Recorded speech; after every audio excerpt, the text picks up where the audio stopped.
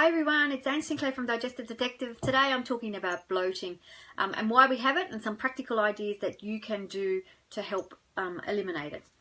So have you ever seen wine being fermented? I know I've seen somebody actually having it in a bottle and putting a balloon on the top of the bottle, and when it really starts to ferment, the balloon blows up. Well, that's sort of what it's like with us. When we have food that gets fermented in our gut, and it does the same thing.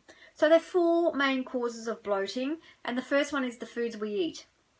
So classic foods that cause gas, we all know, are the cabbage family, so cauliflower, broccoli, cabbage, bok choy, kale, all those sorts of ones. Dried and sulfured fruits are a biggie as well. Beans, eggs, cucumber, celery, all those sorts of things. Apples, onions, and garlic. So protein powders and protein bars, and those really great sugar-free treats that everybody talks about, which are not so great for gut health. Soy can be bloating as well because it increases gas. So a few things that you should be aware of here. FODMAPs, and I'm sure everybody's heard of FODMAPs by now. So FODMAP stands for fermentable oligosaccharides, disaccharides, monosaccharides, and polyol. So they are the sort of carbohydrates and fibres that are really fermentable to our gut bacteria, and for some people they can cause major bloating. So for a complete list of the foods in which was a high and low FODMAPs, pop onto or get the app, the Monash University FODMAP app. It's terrific for the money that it costs. It's terrific when you're dealing with bloating and cutting out foods for a short amount of time. It's a 12-week diet, and then you bring stuff, do some gut healing and bring stuff back in. So it's a short-term solution, but it will give you some relief to start with. So the number two is the way we eat. Most of us now do not sit for 2 minutes to eat food. We are rushing and doing stuff. So if you eat fast, you are more likely to take on air because you're chewing, and you're more likely to overeat in these circumstances if you're shoving it in and not actually chewing and getting your brain and your body caught up. So a couple of things here is your brain and your belly don't catch up. So you tend to overeat, and when you overeat, the body has to break down all that extra food you've eaten. So be mindful of that. And also, when you eat fast, you don't chew as much, and the food ferments then automatically by itself and will give you gas. Yeah, so that's a really big one. So when you eat, sit down, be mindful that you're going to eat food, and just sort of sit quietly and do that. And I'll talk more about solutions for that in the end. So number three is our ability to break down food, or our digestive fire, as I like to say. You know, we all have the ability to break down the food, but as we age, that changes, and consequences happening if there's been not enough enzymes or hydrochloric acid, and that changes how you digest stuff as well. So to break down food, we need good amounts of hydrochloric acid, we need good amounts of enzymes, and bile for most people.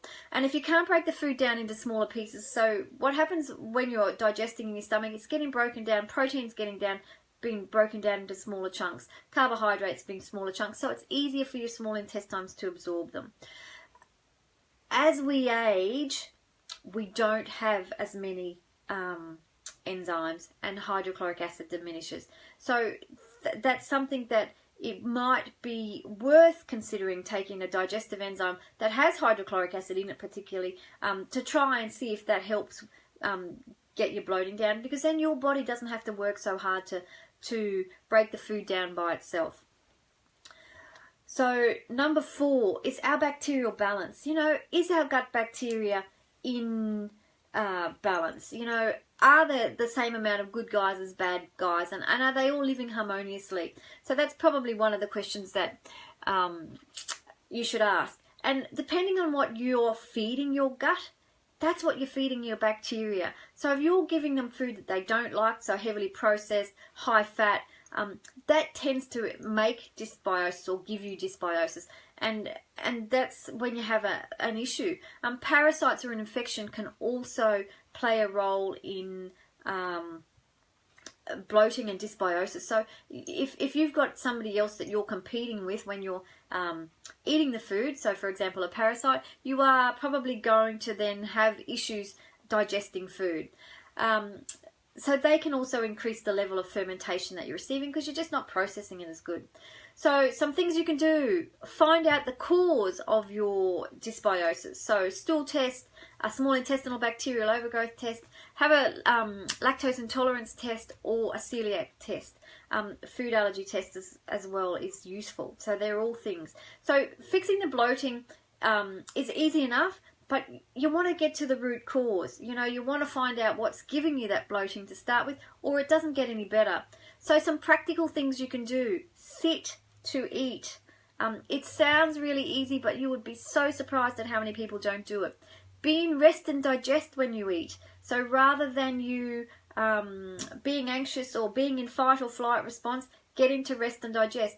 Some ways you can do that is take 3 deep breaths before you eat. And that was the whole philosophy about prayer and gratitude and stuff in the old days, why people would do that, because that would get them out of what they were doing in their busyness into rest and digest, and then they'd be able to process their meal. Don't eat when you're either overly emotional or angry, you know, because that in itself is just going to cause you issues, because you cannot digest food when you're in that sympathetic dominant nervous system. So in the fight or flight response, your body takes all the blood away from your digestive system to fight the lion or the tiger or whoever you're fighting. So you are going to have that food sit in your belly and ferment. When increasing your fibre in your diet, which I know lots of people try and do it gradually. If you just go from eating no vegetables to bucket loads, you're going to get bloating and pain. It's just going to happen. So just increase it slowly over a period of time. So charcoal, and I know somebody who asked me about this said, just don't give us charcoal as the thing, but charcoal is one of the best things for bloating and gas. So with charcoal, you can take up to 5 tablets a day. If you're on medication, take them away from that by at least 2 or 3 hours, because it can absorb. There used to be a thing that charcoal would take away the nutrients, so not have it at the same time that you have food, because it absorbs those nutrients. That doesn't seem to be the case now. There seems to be new research on that, and they're saying that you can take charcoal at the same time you eat food. Consequently, we've had an outburst of charcoal buns and charcoal sausages and all that sort of thing. So that's seems to be everybody's doing that now. So bitters, so bitter herbs and bitter foods can also stimulate your digestion and get your enzymes and stuff working. And you do that about 10 or 15 minutes before a meal. My 2 favourite, Swedish bitters is fantastic, and you can also get a combination of gentian and ginger as you go through, and you take that a couple of times before your meals, and that helps improve your digestive fire. Chlorophyll, you can do liquids or tablets. Chlorophyll helps with bad breath, so it kills off a little bit of the bacteria. Chlorophyll is not something that will kill the bacteria, but it will make you feel better if you take it. Carminative herbs, so lots of herbs are carminative, so basically that means helps prevent gas. So you can either put them in the meals you have, or have a tea or something after the meals. So some good ones are ginger's my favourite, chamomile, rosemary, lemon balm, peppermint, all those sorts of things, fennel, anise. In Turkey they have the little fennel covered sweets that you can have after a meal, so they're all good things to do. Cinnamon even. So they're great things to do. Iberogast, because iberogast can help with the hypersensitivity, so that pain that you get from too much bloating and gas. Iberogast can help with that. It also can help with motility. So if you're slightly constipated, the food is going to be fermenting, so it's easier to then take the iberogast, and it will help get things moving. It's not probably the best one that you can get, but it will make a difference to you. The other thing is twisting yoga poses, because if you twist, you move the gas around, and then you can expel the gas, and that will take away some of the bloating. So there's some good things to look into. A hot heat pack on your belly, on your stomach area, can also reduce the gas.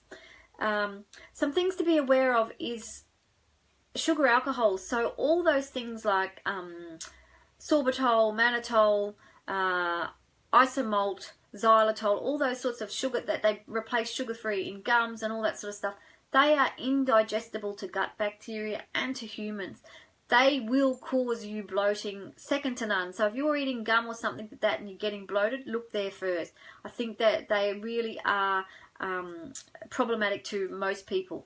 So some other things you can do: hydrochloric acid and pancreatic enzymes. I would definitely, if you're over 45, I would definitely recommend you looking into that, because I think they're very valuable to help your body not have to work so hard. And you will find your dose by at the end of your meal you take 2, and you should get a little warming sensation when it's enough. And you will tell, because your bowel movements will be easier. You'll seem to be breaking down the food. It's not sitting in your stomach for a long time. If you are noticing food in your stools, that's a sure sign that you're not breaking down your foods into proper portions and stuff. So that's a really good sign that you're enzyme deficient, or you haven't got enough hydrochloric acid. Find out the cause. It's easy to just put something to cover the symptoms, but bloating's a symptom. So you don't just treat symptoms. I mean, we do, because we want to give you relief, but you want to find the cause, because you don't want it to continue. So some testing that you can do, you can go to a naturopath or a nutritionist or anybody like that, and you can do a comprehensive digestive stool analysis. And that gives you lots of information about your gut bacteria and how your body's reacting to your digestive function. If you're getting enough fibre to feed, hi Brittany, if you've got enough bacteria to feed your bacteria and that sort of stuff, if you've got enough food, if you're actually supplying enough food for your gut bacteria. Get checked for lactose intolerance. If you haven't been checked and you feel like you're bloated all the time, and I would also get tested for celiac disease, because I think with celiac disease it's a great one for people not being tested. They just go off gluten and they feel better, but at the end of the day they're celiac, and it's really dangerous to know to not know that you're a celiac, because gluten is in everything: shampoos, medication, all those sorts of things, creams and that sort of stuff. So it's really beneficial, before you cut out all gluten-containing foods, to go and have a test for celiac disease. Check out any food sensitivities you might have, because food sensitivities definitely cause bloating, and any malabsorption issues. So if you have a fructose intolerance, you will know if it's continual, and generally with those sorts of things, lactose or fructose, you can get diarrhea. So it's always good to find out those things. So they're my top tips. Now I see there's a question being asked from Brooke, that she has charcoal and it gives her pain after eating. Brooke, I've got no idea. I've actually never heard anybody say that before. So you are very unique. And look, we all respond differently to different things. Maybe it's because you're absorbing too much, or it's I don't know what that situation would be, but it's interesting. So there's a couple of other things that it would be worth your while trying. So the HCl and pancreatic enzymes, or the iburic acid, the chlorophyll, or those sorts of things. But just remember, don't put up with bloating that's continual. Find out what's causing it, because it can be really detrimental to your health, not only just your physical health, but your mental health as well, because we have, we're all tied up in how we look and stuff, so it's really deflating every day if you get up and you've got a belly the size of a basketball. So, take a bit of time and spend some effort working out what's actually causing it than just trying to fix it. So I hope that's been helpful, and I will talk to you again soon for another one. See you later, everybody. Have a great day.